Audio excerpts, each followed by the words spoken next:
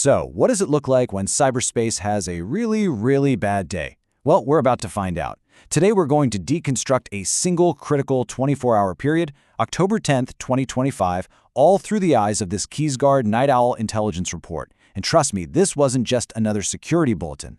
This was the kind of event that put IT teams everywhere on an absolute war footing. Right out of the gate, the report hits you with this. There's no easing in. Velocity high. That means these attacks are moving at lightning speed. Impact high. The potential damage? Catastrophic. And the scariest part? Exploitation ongoing. That means this wasn't a warning about something that might happen. It was a live fire alarm going off, telling everyone this is happening right now. Okay, so the core of the problem here was the use of zero-day exploits. To put it simply, imagine a burglar discovers a brand new, totally unknown way to pick a specific type of lock. A zero-day is when that burglar immediately uses that technique on every single house with that lock, all before the locksmith even knows there's a problem, let alone has time to design a fix. Yeah, that's the level of chaos we're dealing with. So what was actually at the heart of this crisis? You see, it wasn't just one fire security teams had to put out. It was two, erupting at the exact same time. On that one day, October 10th, the digital world was suddenly fighting a war on two fronts, against two completely different brand new threats. And here's that two-pronged attack laid out side by side. On one hand, you had a group, likely Graceful Spider, hitting Oracle's e-business suite. Their goal wasn't to break things. It was a massive data heist, pure and simple. Steal everything sensitive, then extort the victims. At the exact same time, a totally different group, Storm 1175, was using a flaw in the GoAnywhere file transfer tool as a wide-open backdoor to just flood systems with Medusa ransomware. So you've got two different tools, two devastatingly different goals, all happening on one very, very bad day. So who were the culprits behind all this? The report gives us a whole rogues gallery. You've got Graceful Spider as the prime suspect for the Oracle job.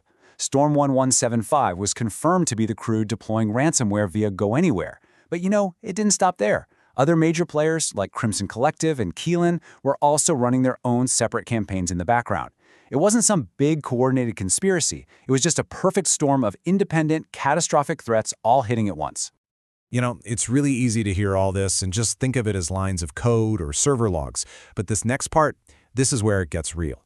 Let's look at the fallout and see how these digital attacks spilled over into actual, tangible, real-world chaos. And this is the key. This is where a digital threat becomes painfully physical.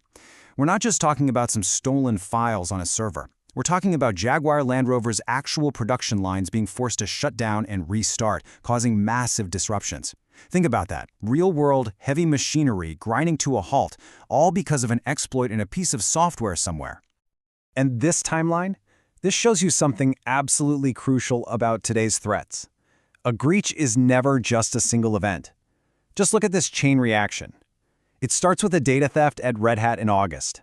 That leads to a credential leak in September. Then, by October, those exact same credentials become a weapon for Crimson Collective to attack Red Hat's own customers through their cloud services. It's like one small crack in the dam leading to a massive flood downstream. And the damage was spread far and wide. The automotive and software sectors, as we saw with Jaguar Land Rover and Red Hat, were obviously at super high risk. But it didn't stop there. I mean, even beverage companies like Asahi Group got hit hard by the Keelan Group. It just goes to show how broad the target list has become. Absolutely no industry was safe. So with this absolute onslaught going on, what were the defenders doing? Well, they were hunting. But they weren't looking for people in hoodies in a dark room. They were sifting through billions of data points, hunting for digital ghosts inside the machine. And that really is the fundamental question, isn't it? How in the world do you find an adversary that is specifically designed to be invisible? One who uses a system's own tools against it and moves way faster than you can possibly react. Well, you do it by looking for the tiny, subtle clues they leave behind. This table is basically a decoder ring for the attack.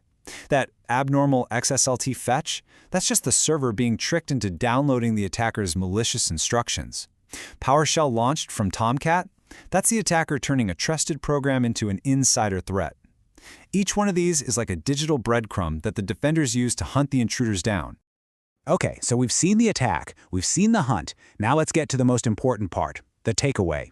What did the KeysGuard report tell organizations they needed to do? Not next week, not tomorrow, but right now to actually fight back.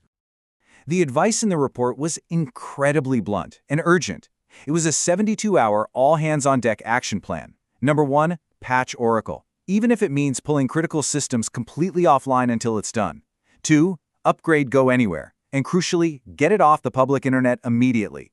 And 3, don't get tunnel vision on the new shiny threats. Go back and review older, known vulnerabilities because attackers were hitting those too. This wasn't a list of suggestions. It was a desperate sprint for survival. And if you want a visual for just how bad it was, here it is. The likelihood of an attack? Maxed out. The potential impact? Maxed out. The speed, the velocity of the attacks? Also maxed out.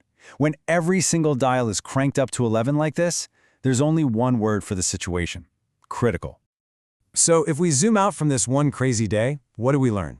3 huge trends really came into focus. First, that window of time you have to patch a vulnerability, it's shrinking to basically nothing. Second, the bad guys are changing their tactics. Simple data extortion is quickly becoming the new ransomware. And third, the supply chain is now a primary battlefield. One company's breach is now being used as a launchpad to hit thousands of their partners and customers. And all of this brings us to one final fundamental question that was really raised by the events of October 10th. We saw firsthand how a single flaw at one company can create a tidal wave that swamps everyone connected to them. And it really forces us to ask, in a world this interconnected, is any organization's digital security ever truly its own?